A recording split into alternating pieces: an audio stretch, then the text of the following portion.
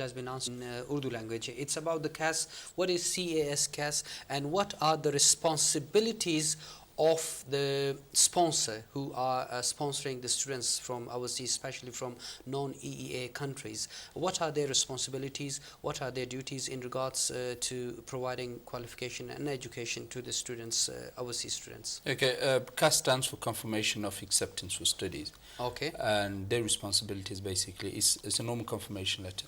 As he explained earlier, every education institute, they obviously have different grades. If he's B graded, they obviously, their standards of education is quite low according to the government's requirement. Yeah. So that's the way. But the lower the grade that they graded, it's difficult for the students to get visa.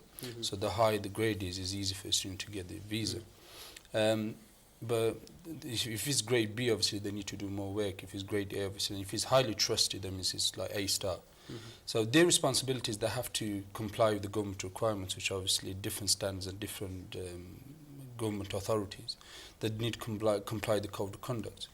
If, just say for instance, education, if it's one of the most important things they need to comply with, if a student does not attend the course, that the first thing they have to do is to report to the UKBA. That's one of the most important things they need to bear in mind. Some people, some education providers, they fail to do so, and obviously it led for them to close the education centres.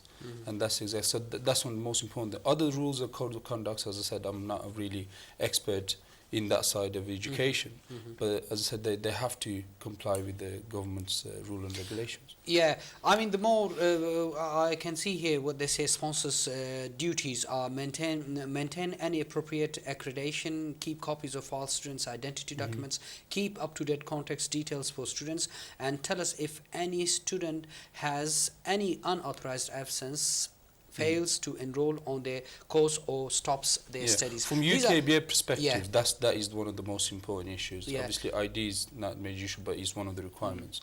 But I mean, from the point of students, as I was asking Mr. Shakil before as well, because we have got the listing for the sponsors on the UKBA sites, where the students can see what are their grades, if they are A or B, as they are being graded by the UKBA, I mean the UK border agency, in regards to their performance. In terms of providing the education to the students, they are graded A or graded B. So can they see it visibly on the site? If any sponsor is grade A or B, can it be seen on the website, on the listing?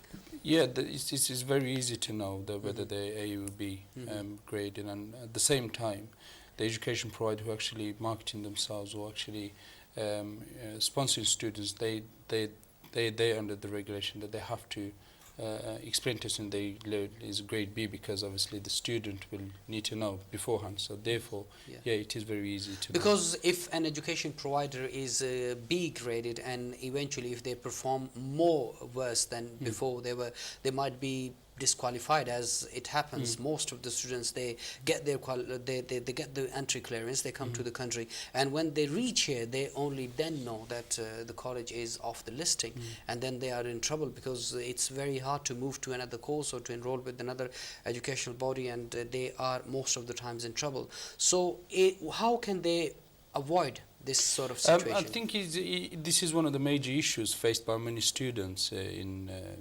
recent month. So the best thing is obviously once the education provider, when they come to a country or whilst they're studying and the education provider is actually closed down by the government or any other reasons, the first thing they need to do is to speak to a lawyer and contact the UKBA. If sometimes they can allow them to find an alternative education provider, but because the system is quite complex and they have to go through a fair system, with the money's gone, if the guy has enough money, there's many problems they face. As I said, sometimes people actually been sent back. They've been asked to go back to your country because technically you're not studying, so you're not supposed to be in this country. As I said, it's entirely up to the immigration officer to make a decision, but every case has different merit.